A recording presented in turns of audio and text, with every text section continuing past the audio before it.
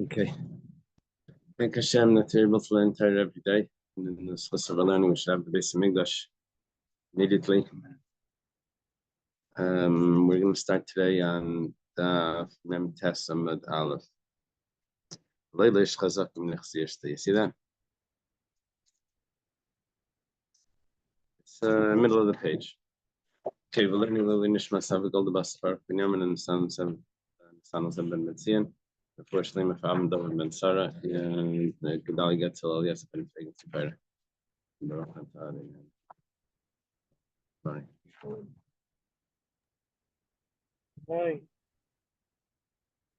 Okay. Okay, so you remember how chazaka works. Chazaka is that if a person is in a property for 3 years and the original owner says, "What are you doing in my property?" He can say, "Well, I was here for 3 years and I bought it from you." He said, "Well, show me the document." And say, "No, I was here for 3 years. I don't have to hold on to the document for that long. You didn't say anything all this time, so therefore it's mine." And what happens if a husband makes a chazaka in his wife's property? No, husband and wife are married. They have property probably together, but it could be that she brought property into the marriage, and she had property from before. She gets married, so the husband is allowed to use the fruits of the property. It's called nichse malug, the property that she owns before, so the husband can eat the peiros. So the Mishnah says that if the husband is going to claim that he bought the property off his wife, it's not hers anymore. Not just that he eats the fruits, but he bought it. So it says that he doesn't have a chazak. He would have to show a document that says that it says. A man cannot have a chazak in his wife's property. He would need to have an actual document. Where says pshita. That's so obvious that the Mishnah doesn't even need to tell this to me. But the reason why it's so obvious is even this like peiru de kachal. Because even if he's in the property and he's behaving like an owner, but that doesn't mean that he bought it, because it could mean that the only reason why he's there is because he eats the fruits. So he's eating the fruits. It doesn't mean that he owns it. It would be like the arif, like the sharecropper that's in the field. Why is he there? Because he works it. He can't say that it's his. So the Baal is the one that's eating the fruits. Behaving like an owner? Well, that's because he owns half of it. But to own the other half, that he has no proof for. Didn't also include like a claim for the property. It wasn't just a squatter. He has to have a claim. So then he's claiming that he bought it. You say, "Well, where's your document?" He says, "Well, what do you mean the document? I've been here for 3 years." She said, "Yeah, well, you're married, so you're here. That doesn't mean that you really bought it." here also then also the husband is claiming that he bought the property. He's claiming he bought it from his wife. So, but there's no proof that that there's a chazaka because he's there anyway. Where it says late no, this would be necessary to say the din of the Mishnahs. The case of the Mishnah is so obvious that I don't even need the Mishnah to say it. Where it says, no, I'm going to tell you where it's not that obvious. I'm going to give you a case that it's actually going to be a chiddush. Why? Late the kasala din dvar mainly benechsaya. Talking about a case where the husband tells his wife, when they get married, he says, "I don't want to have anything to do with your properties. I don't need your money. I don't need your father's money. I don't need your money. Perfectly fine. This is just a marriage. I'm not taking any money from you. I don't want your properties." So he says, I don't want your property. Now he goes ahead and he's in the property for 3 years. After he said that he doesn't want it, he's in the property for 3 years.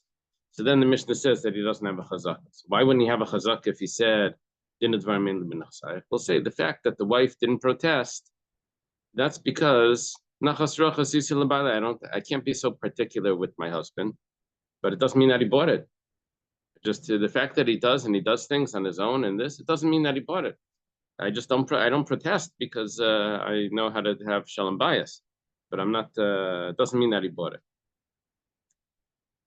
So we came up with a case where he's not in the property, and nevertheless there's no chazak. He's officially not in the property, but nevertheless there's no chazak. Gemara challenges a detail of this. Instead of challenging the premise, We just challenge like a small nuance of this. The Gemara says, that expression that you used is not a perfect expression. You said dinu dvarim mainly minachsayach. Laws and matters I don't have in your property. But Tanya, we have a brisa that says, if someone says to his friend, dinu dvarim mainly al sadazu vein leisik pa v'yadim eslaks menalei maklam. There's two partners. They each own a property or something together. And he says, one says to the other one, he says, I don't want to have anything to do with this property that we own together. I have no business with it. My hands are removed from it. He did not get himself out of that ownership. We have this in Masechta Gittin, that you need to have a better expression. Actually had it before as well. But you need to have a better expression than Ein li esikba. I have nothing to do with this. What would be a better expression? I'm on Memtes, the Aleph towards the bottom. Better expression is I'm giving my part of my shares over to you. That would be a better expression. But if he just says I have nothing to do with it, like I'm out of here, he has not really left the partnership because he's still, if this would be contraband or something, he would still be the owner. He would be, he'll be in trouble anyway. But that's not how he gets out of a partnership, by saying I'm out of here. The only way he gets out of a partnership is by saying I'm giving you my shares, and he didn't do that. So when he tells his wife, I have nothing to do with your property, he's considered a partner in it because he owns the fruits, she owns the guf hakarka, she owns the area itself, and he owns the peiros. So when he says that's not good enough. That expression doesn't work. The Gemara is challenging a nuance of this. And the answer could be he used a better expression. That's what the Gemara could answer. The Gemara doesn't do that. The Gemara does what it does in other Gemaras as well. Sorry.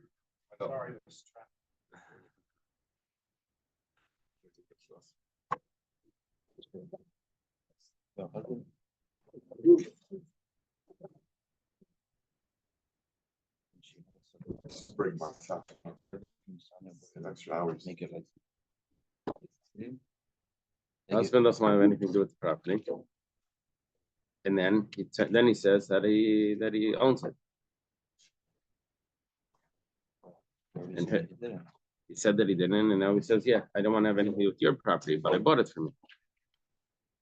I bought it from you, and now it's mine." He said, "Well, where's your document?" He said, "Well, it's been 3 years. You didn't say anything." You say, "Well, that doesn't help because it's his wife. His wife doesn't say anything, not because she agrees that it is. She doesn't say anything because of shalom bias. It's not a proof that he doesn't have that it's really his. And 3 years doesn't help. So in case he did buy it, You'd have to keep the document forever. Yeah. Okay. So the Gemara answers this. Amri la de Bei Rabbi Yanai. Amri de Bei Rabbi Yanai. Masnisin b'kaisav l'avayda rusa. The way to resolve this minor issue of that expression doesn't work is what we say is that he wrote it for her before he was actually married to her. That this expression would work if they weren't married yet. They were just betrothed. Could Rav Kana, like Rav Kana says. Rav Kana says, that if there's an inheritance that comes from the outside as opposed to a natural inheritance from father to son, if there's an inheritance that comes from the outside, which means that there's a rabbinic enactment that a person should inherit a person should get certain items, the person can say that I don't want it. He can say I don't want to inherit that. So what's happening now is that the husband is saying before he gets his wife's property, because before the actual marriage, only after the betrothal, he writes in the document that I don't want to inherit the things that are coming to me from your property. And then that expression works. Usually if he says I'm out of here, he says that doesn't help because he didn't give it to anyone. But when he says I'm out of here, before he actually gets it, then it does work. And we say Kedarava. And like Rava says, in in the yeshiva, they were learning, they were discussing. And Rabbi mentioned in the topic that they were discussing, he says that if a husband would say, I'm not interested in the takana, in the enactment of the sages, for example, the case that we're discussing, so we accept what he says. Like we listen to him. Mikey guy says, what were they talking about when Rabbi said that it works when he says, the husband says, I'm not interested in this enactment. Notice what was the topic of conversation then that Rabbi was referring to? It says, like Rav Huna says, name of Rav,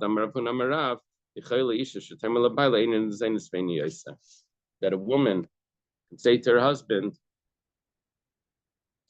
I'm not interested in you feeding me, and I'm gonna keep my own income.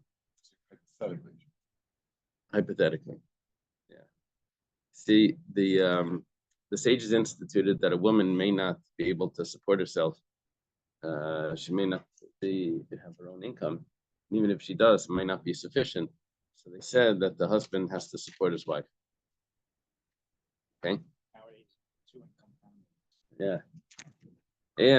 But what happens with her income? Her income ends up going to the husband.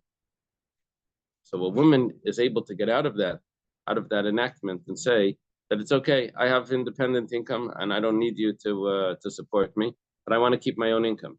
So she's able to do that. Well, so too, a husband can say, I don't want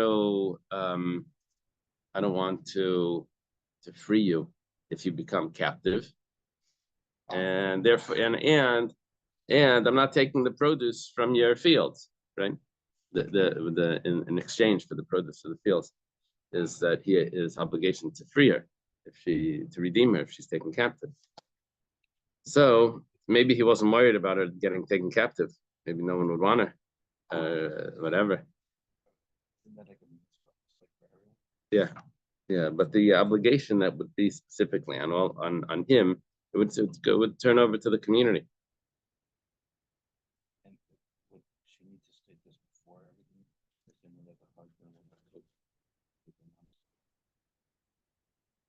That's a good question. That's a good question. The husband had to say that expression before the marriage, right?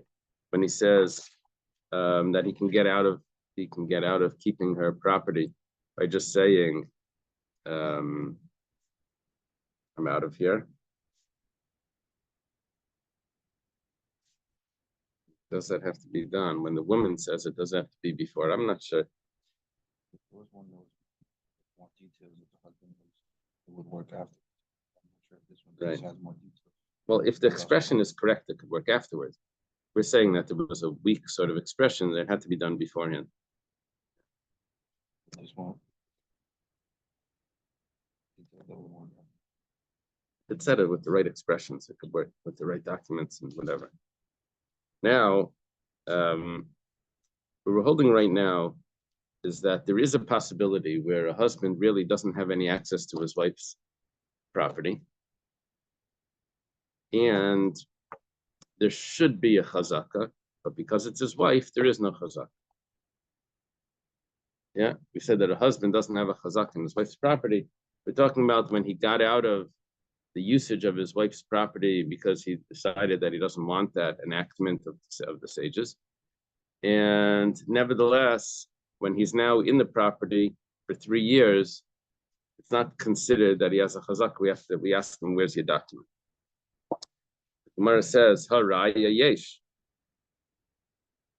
1 second. If there is a document, if there is a proof, then that would work. There's no chazaka. No document means that he doesn't own the property. But if there is a document, or even witnesses, then we would say that it would work, right? Not the woodwork. It would work, right? It would be considered sold to him. But the problem is Tema. Let her say Tema, not as a wonder. Tema, let her say Nachas Rachasisa Labaili. Let her say that I didn't really want to sell it. I was only being nice to my husband when he asked me to sell it, but I didn't really mean that. It says Milay Tanan was not taught in the Mishnah. Lakach mini ish v'chas v'lakach mini isha mekhibatel.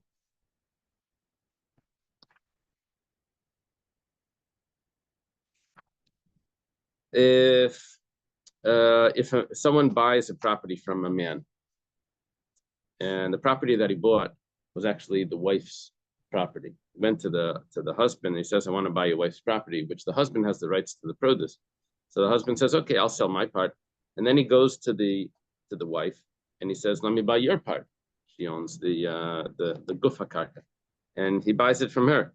So the rule is mekre batal, that it's not a good sale, and the reason is Alma Amra Nachas Rach Sisel Baili. She says, "I never really wanted to sell it. I just saw that my husband was selling it.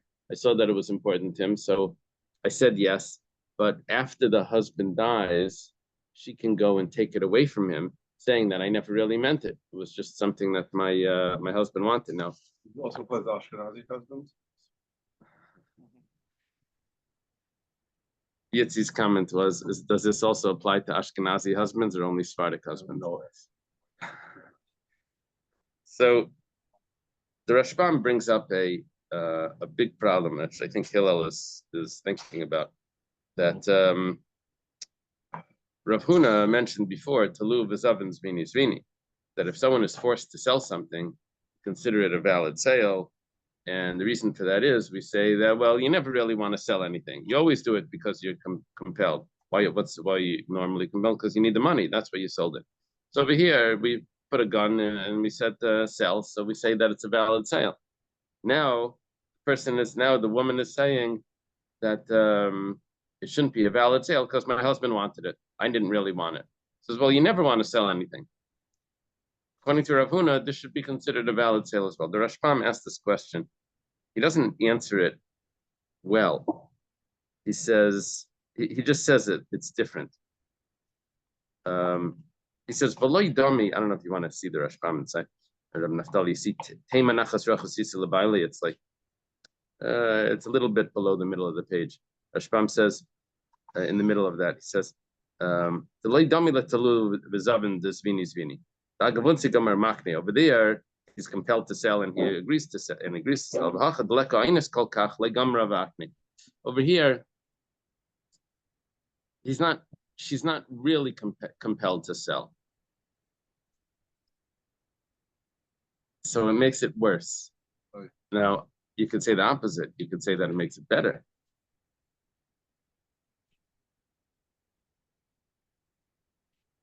We're saying that it's not considered a valid sale because she didn't really want to do this. She just did it because her husband asked her to, sort of. So that's why she said yes.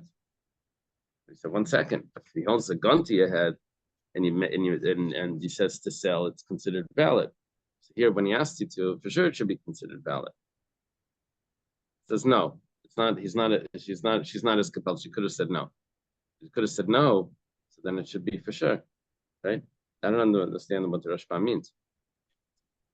Same thing with Hazaka. Like the Hazaka doesn't take place because she didn't protest her husband. Yeah, well, that's why. That's why there's no chazaka, because she doesn't protest because her husband she doesn't want to protest against her husband. It doesn't mean that she really agreed to sell it. She never protested against her husband. But over here, if it doesn't mean that she really wanted to sell it, I see Hillel's giving an answer. Yeah,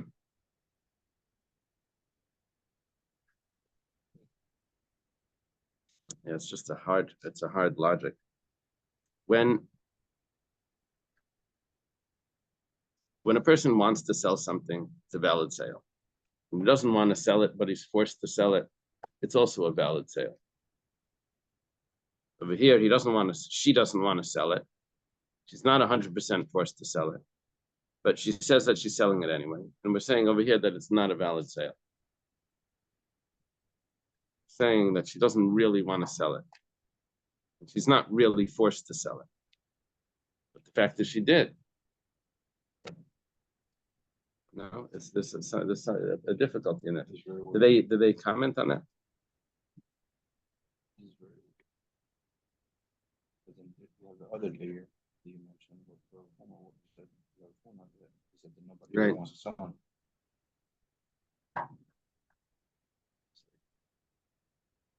There, the sales rather than over here is not. This is different. from this is they quote the Rashbam here. This is different from a case of a person who was subjected to physical punishment until he agreed to sell. I'm reading from note 9. In which case we learn that the sale stands. In that case, because the pressure on him is very great, we may presume that he in the end agrees wholeheartedly to the sale in order to gain his release, i.e., he is happy in the end to rid himself of his tormentor by selling him the property. But in the case of wife agreeing to sell her malug property to her husband, Tormentor. That's a bigger if it's not tormentor. to the husband, it's to outside. But the pressure on her is not so great that we should presume that she transferred ownership to the property to him wholeheartedly. Even at the moment of the sale, she was not happy with it. Second, that would be just the opposite.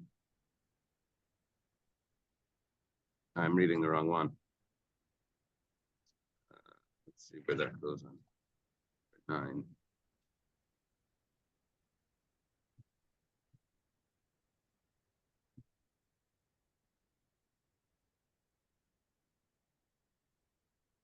Something's funny.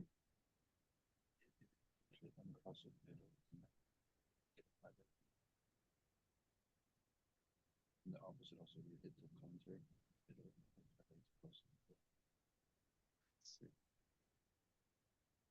Yeah. They're quoting it, they're just saying it the opposite way.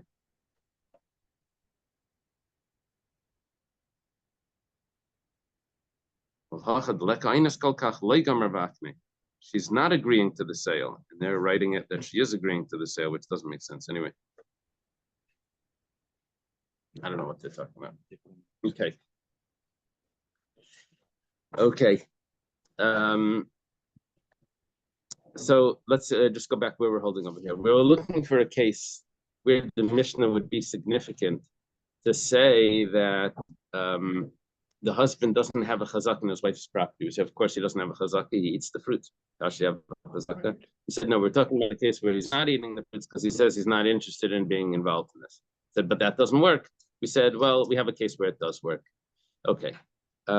We said, but so where that is, he is able to say that he doesn't want to have anything to do with his property, and nevertheless, there's no chazaka. So the Gemara asks, there's no chazaka, but then that would mean that there's a shtar would work, or a edim would work.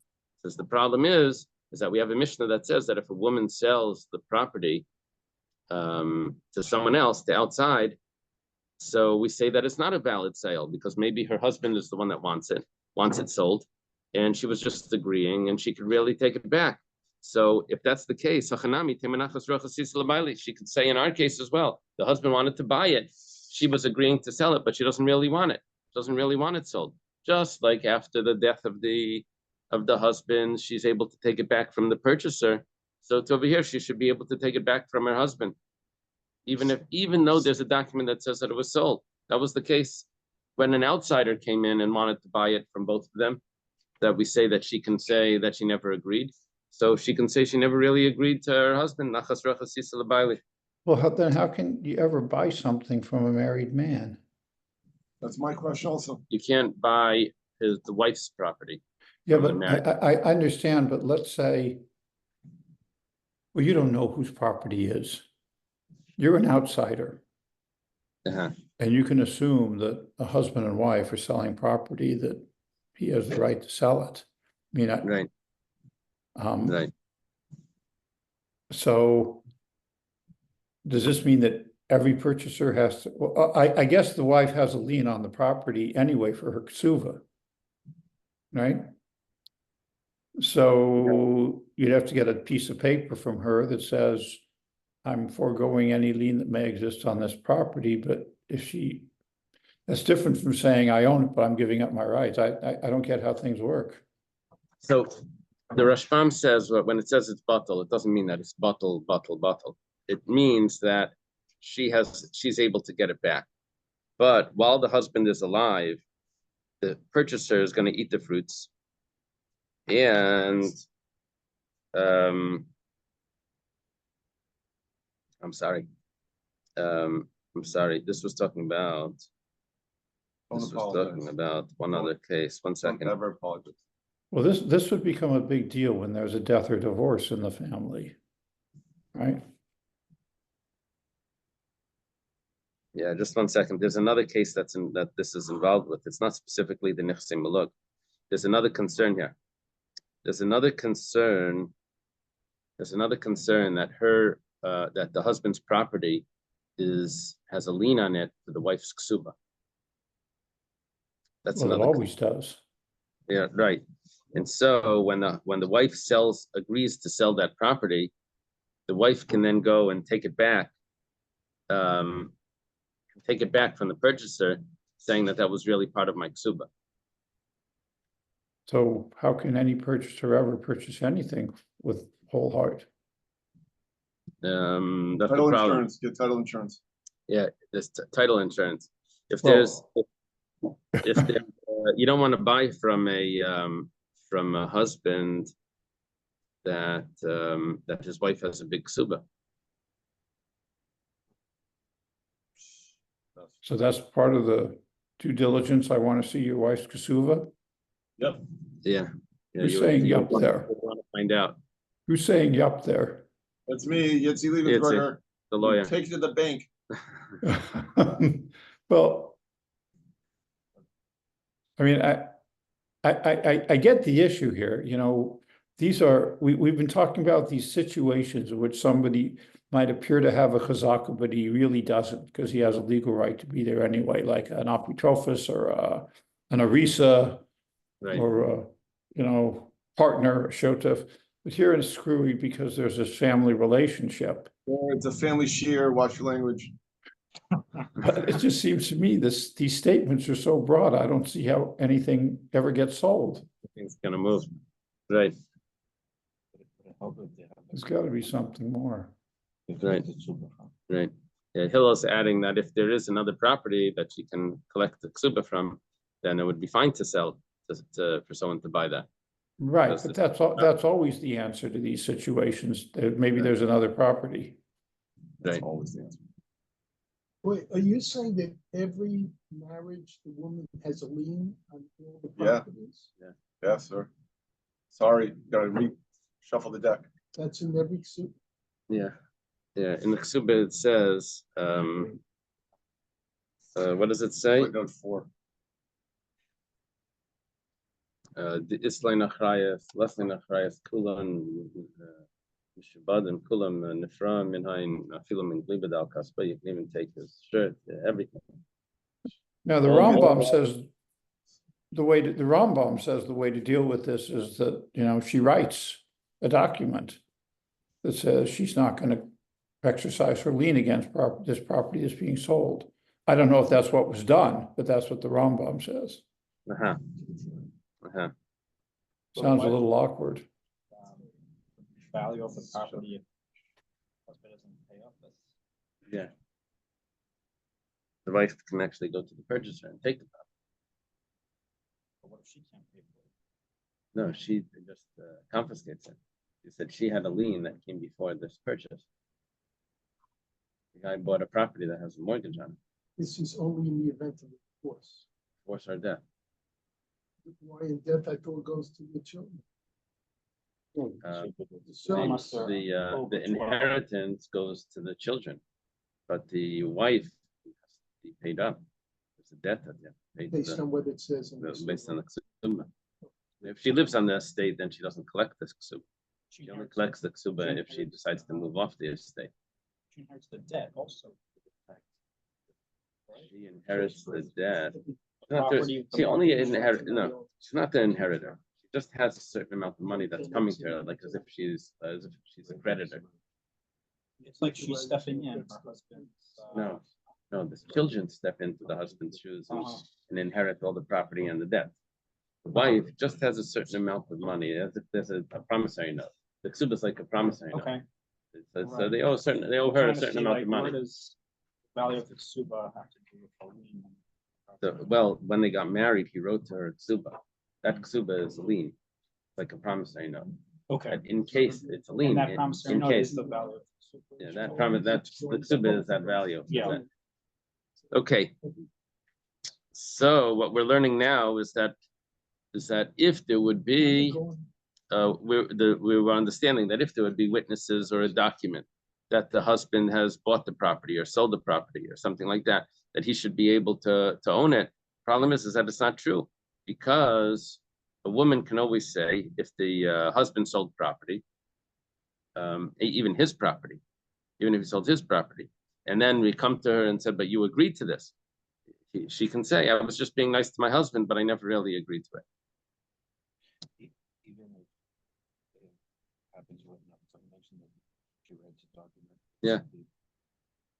So she could say that she was. That's what it looks forced like. into that also. Right. So she should be able to say the same thing here. So the Gemara answers, it's Marala, but 1 second. We said that Amar Rabba Bar Ravuna, what's the problem? Before we mentioned this, like it would, like if the person would write the document beforehand saying that he was like forced. Oh, into yeah. that, Yeah, They here kinda she attach doesn't this. even need to do a document. She can just Oh. say that. Yeah. By Taluv is Avin Zvini Zvini, if someone's forced into a sale, so he can write and that's considered a valid sale. So we said that you could write a Maidah first. You could write a declaration that you're being forced into it, and that would invalidate it. Over here, it's not necessary. So Yitzmar Allah, Amar Rabba Bar Ravuna, Leinitzchal Baisim Gimel Sadis. Rabba Bar Ravuna says that this halacha, where she can get out of the sale, that's only by 3 cases. It's 3 cases, 3 types of fields that she can get out of. The first one is it's actually written in the ksuba that this field was part of her ksuba. In the ksuba it said that which field will you collect from? Such and such a field. So such and such a field, when the husband tries to sell it and she agrees, we know that she doesn't really agree to that because that field was meant for her ksuba. Achas, another field where she can get out of, is sheyichala b'ksubasa. It wasn't written in the document, but it's considered an apoitiki. From this you will collect. You'll collect from this field. So it was said verbally in the contract, in the ksuba, it didn't say specifically which field, but after they wrote the ksuba, he designated one field that she'll collect from. And another field is which is called nichsei tzayin barzel. She brought in a field that the husband, that was written in the ksuba, the iron sheep. It was written in the ksuba, and the husband takes full responsibility to give her its value back. So if the husband then sells that, and even though she agreed to it, but we say that she didn't agree to it. The Gemara says, so what did Rabba Bar Ravuna tell me? Tells me that this way that she can get out of a sale is only by 3 fields. What's it coming to exclude? If we say it's coming to exclude every other field where it could actually be sold, if it's any other field, then for sure she's going to agree to her husband, because the husband is going to get angry at her. The Amr Allah, the husband will tell her, how come you don't want to sell it? What are you worried about? You want to ask me for a divorce? Or you want me to die? And you're worried about the ksuba? See, these things were already written in the ksuba. So when she agrees to them, to sell them, so we say that, well, she doesn't really agree because these were designated. But other things that aren't in the ksuba that she agrees to, the Gemara was thinking that maybe she really agreed. But there's a logic that goes exactly the opposite. That maybe she's overly concerned about her ksuba because she's waiting for him to die, or she wants to divorce him. And maybe she can claim that the things that aren't even in the ksuba is really going to upset him if she would say no. Let's say she says no, I don't want to sell that. I don't want you to sell. I don't agree to it. I was going to say, why not? What are you worried about? You worried about your ksuba? I even designated you other properties. You're really overly concerned about the ksuba. So this is a way that she can for sure get out of it. That she never really consented. The 3 things can be all one property, which is 3 variations of designated. Yeah, but 3, not 3 ways. 2 of them are 2 ways of designating the property, either written in the ksuba or verbally, right?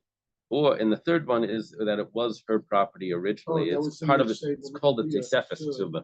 Goes in the second part of the ksuba. The Gemara answers, Rather, what we're saying over here is that when it comes to nichse malug, that if someone would buy it from the husband and then go to her and buy it from her, that would be a valid sale. She can't say that I never really agreed to that because it was her own property, and she could have rejected the sale. Says, I don't want to sell it. It's my parents' property. They gave it to me, and I inherited it from them. I don't want to sell it. That she could have said no to. But if there are witnesses that say that she sold it to the husband or she sold it out, then that would work. So that's where the exception would apply. Now, when could a woman actually sell a property? That would be if it would be her nichse malug.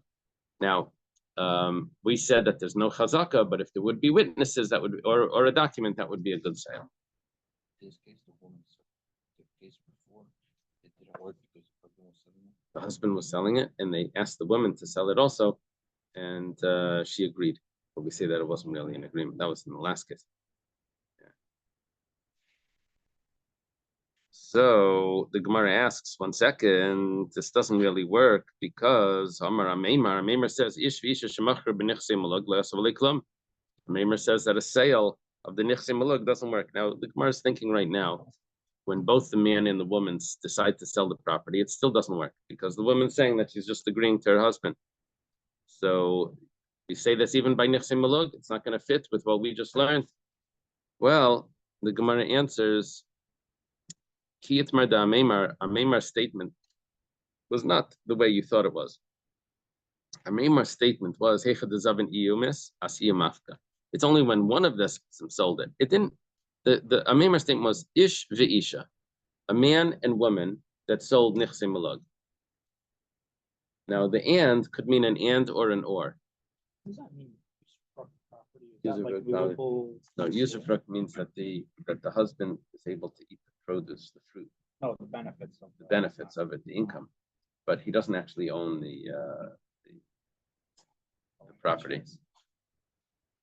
So if he sold it and then he dies, so the wife can go and take it out. This is what a meimar means. Not if both sold it. If one of them sold it, inami is havne mesa, or she sold it and then she dies. The husband can go and take it out with the rabbinic enactment, even though the wife owns the actual property, and she sold it. But the husband can claim that he's the first purchaser, and he can take it away from the one that purchased it from the wife. This is a rabbinic enactment. Rabbi Yossi bar Chanina, like Rabbi Yossi bar Chanina says, Rabbi Yossi bar Chanina was a student of Rabbi Yochanan in Eretz Yisrael. He says, Usha Eskino, it was an enactment that was done in Usha, which was one of the places where the Sanhedrin was. The Isha Shemachar b'nichse malug mesa. If a woman sells the usufruct property that she brought into the marriage, and then she dies, the husband can take it out from the purchaser and say that he was the one that purchased it first. He's the first purchaser because he owns the fruit. And but if both of them sold it outside, or if she sold it to him, we would say that would be an actual sale. So answer number one is that we're dealing with, this is a long explanation, what the Mishnah means, that the husband doesn't have a chazaka in his wife's property, doesn't have a chazaka, but he can actually buy with the document the wife's property. It's talking about specifically the nichse malug, that he's able to buy. It would fit according to our Meimar, even though our Meimar says that if they sell a property, that it's not considered a valid sale. That's only if one of them sold it. But if the wife sells it to the husband, or if both of them sold it, it would be a valid sale. There's no chazaka, but if there would be a document, it would be a valid sale. That's so different than what exists today. Yeah. Oh, today you can't take it back. But I'm Just sold saying, it, but I'm sold. saying you're not buying, let's say, a husband selling property that's in the wife's joint names, or even let's say a homestead residence, a husband trying to sell it. You're not doing that sale unless your wife's consent. But then there's no When there's refund here. when there's a property that's in the husband's name, but it's a homestead. Wife has rights. The wife has rights. Even if she's not. on the mortgage and on the property title. or nothing. When they do a title search and the husband comes out like he's married, the wife has to go and sign. Oh, wow. Does she authorize? What about the non-homes? It's just his property. You can not sell. his. Because they did, when I got my house, they did this thing. It was like very confusing. The wife is on the mortgage, not on the house, or on the house, not on the mortgage. Same It doesn't reason. matter. It's the same thing. Okay. Okay. Anybody want to do any money laundering, anything sheltering assets? You let me know. You have a license in Delaware? Yes, sir. Everywhere. What do you have? Everywhere you want to be, baby, like Visa. Everywhere you want to be. He has good Bitcoin? connections. Like, You own your own block? Okay. Iba Yisema, there is another teretz over here. The second teretz is that we're just not following Amemar. That's the second teretz. Amemar is going to follow a specific opinion that says that a sale isn't going to work, but we're going with the other opinions that hold that a sale will work. Now, where does this go? Iba Yisema Amemar Damak Rabbi Lazar. Amemar is following the opinion of Rabbi Lazar. The Tanya was taught in a brisa. Someone sells a non-Jewish slave. He makes up with the purchaser that I'm selling him, yeah, you're buying him right now, but I still need him for another 30 days because of whatever project I'm doing. So he's still working for me for 30 days. So the slave is sold, but he's still working for the seller for 30 days. Now, there's a special halacha that if a slave is killed, that if the slave is killed by the master, then the master would only get a death penalty if the slave dies within 1 or 2 days. And the slave goes free. The slave goes free. Yeah. Just want to see if you're listening. So, but if it's an outsider, not the master that kills the slave, then even if the slave dies a year later, but from the wounds of that fight or whatever, so then the person that killed the slave gets a death penalty. Well, the slave isn't Jewish, right? But nevertheless, there's a death penalty. You're not allowed to kill a slave, and there's a death penalty for someone that kills a slave. It's only an exception if it's the master that kills the slave. Then he has 1 or 2 days for the slave to die, that he would get the death penalty. If it dies later, then he doesn't get the death penalty. No, That's the that's rule. key. Slave deserves a death penalty, and the master is just carrying out the punishment, Yeah, that would be something else. like in rape. situation where it's the whole year, it might not be like direct. Yeah, but if you know that it's directly, the doctors would tell us if it was directly from the wounds. But until that year happens, taking back that joke for a second, when the master No, you hits can't. the No slave, take back. doesn't the slave go free? The slave goes free. The slave goes free if he takes off a limb or an Okay. eye or something. So But let's say yeah, that happens, then the slave goes free. slaves go free, and then what happens if 9 months later he develops gangrene in that limb? How do you I don't know. reverse what I don't happened? It's free. We don't know. I don't know. Anyway, look at this halacha. Those are Shut up. details. Yeah, yeah. It's a nice So, way of telling you that. Now the question is, who's considered the owner? Remember, there's a difference in halacha if it's the owner that killed the slave or if it's someone else. Well, Rameir says the owner is the seller, because the seller still has the slave for another 30 days working for him. Who's the owner? The one that the slave is working for is the owner. Practically, it's working for him. But the second one that purchased it, he's not really the owner because he's not working for him. So it's not considered a slave yet. Because Rameir holds Kenyan Pierce, Kenyan Guftami. The usufruct property is the main one, the one that owns the fruits, the produce, the one that gets the benefits of the slave. That's the one that's really the owner. That's Rameir's opinion. Rabbi Yehuda says exactly the opposite. The seller is not the owner because he doesn't own it. He's already sold it. And it's only the second one, Peshu Kaspi, he's the one that has the actual value. He owns it. The first one is not considered the owner of Shena Kaspi. He doesn't own it. He holds that just using the fruits is not considered like owning the property. Right? That's Rabbi Yehuda's view. Rabbi Yossi says there's 4 options here. Both of them are considered the owner. This one because he's worth him, and this one because There's money. We're not going to kill the owner, either one of these owners, because there's a doubt. And when there's a doubt, we have to be lenient. We don't know who's the real owner. Did the transfer happen with the start? With the, Document. The slave is with the document. but the owner, the seller says, I'm still keeping him for 30 days, even though you're buying him. But he sold them at that time, and then basically he's like, he's having like renting the slave. Yeah. Or leasing. The So slave. what we're saying is that because he owns the fruits for 30 days, if Kinyan Paris is the Kinyan Aguf, if owning the fruits is considered ownership, Reb Meir holds that it's considered like he owns it. That usage is considered like he owns it. And Rabbi Yehuda says no. And Rabbi Yossi says, well, we're not sure about this, so we can't kill him. We'll have to be lenient in both for both of them. Rabbi Lazar says exactly the opposite. Both do not have the halach of Yemei Mayim. In other words, both of them are going to get killed if they would kill the slave, even if he dies a year later. This one because he doesn't own him 100%, because he's not working for him, and this one because he doesn't own him. He's working for him, but he doesn't own the actual value. Now, if that's the case, we have a Rebbe Lazar that holds that in order to sell something, in order to have full ownership, you have to have both Kinyan Paris and Kinyan Aguf. Yeah?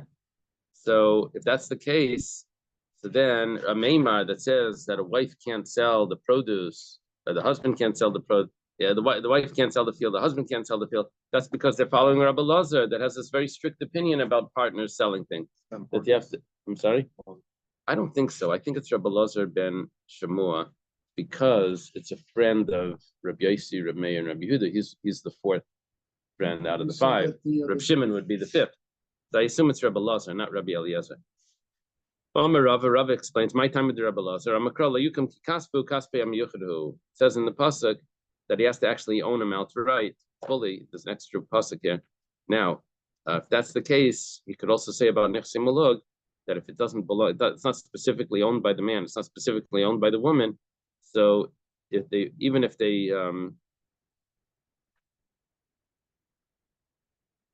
each of them sell it, it's still not considered a sale. They each don't own it 100%.